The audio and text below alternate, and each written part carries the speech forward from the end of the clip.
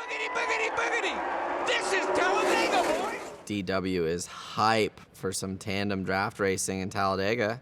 Yeah, I haven't watched this in a long time, but it's crazy how quick they jumped to it with the tandem thing. I thought it took a lot of skill. I mean, the cars definitely looked a lot more stable back then to push, so we haven't really seen anything like that in a long time.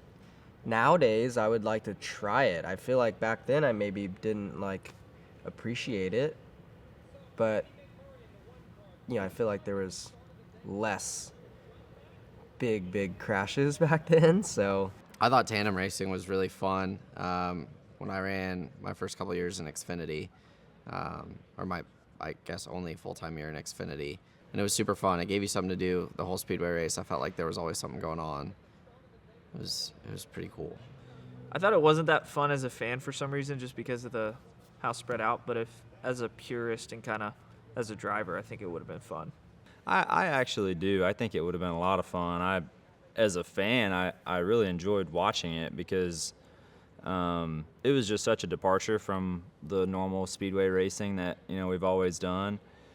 And I thought it was cool that the drivers were able to talk to each other, and it was just so different. I do think one aspect of it that people underestimate is that the tracks had a lot of grip back then because they were freshly repaved, Talladega and Daytona. So even if we had cars that were that stable still, I don't know if the track, content would suit it.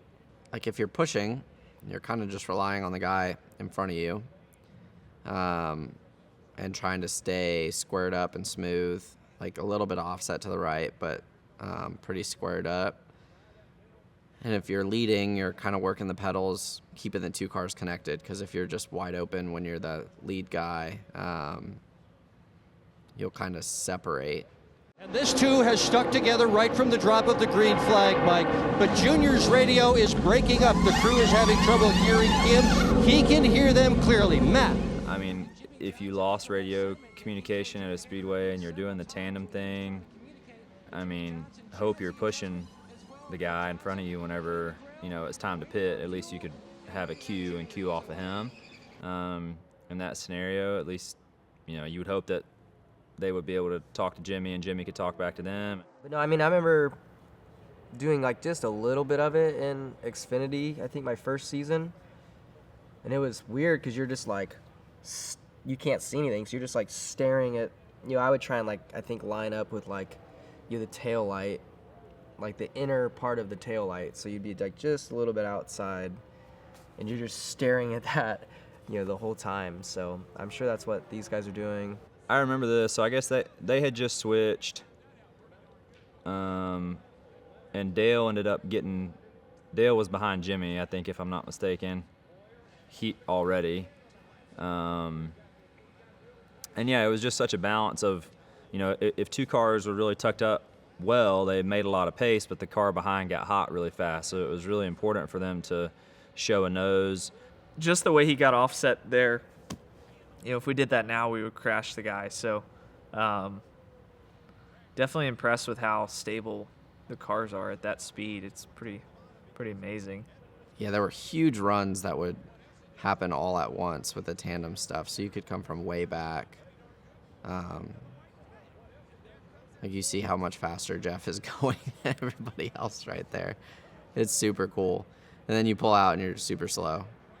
Knowing how this race finished, I would want to be the lead car, because that guy can't bail on you, otherwise it kills both your shots at a good finish and a win or whatever. But if the two of them were just stretched out all by themselves coming to start finish line, I think then you'd want to be the guy in second, because you can make that late move and get the side draft to win the race. And I'm not sure if Jimmy and Dale were exactly where they wanted to be right here, but they had already had their switch done, and they were, looked like to me, they were just waiting for the opportunity to, time it up right, because it seemed like whoever got out front was always kind of a sitting duck to those next couple of tandems that had momentum behind them. So you didn't necessarily want to get there too soon. And then also when you got side by side with somebody, you were at risk of somebody side drafting you off of your partner. And the right car won. The 48's in victory lane. Perfect.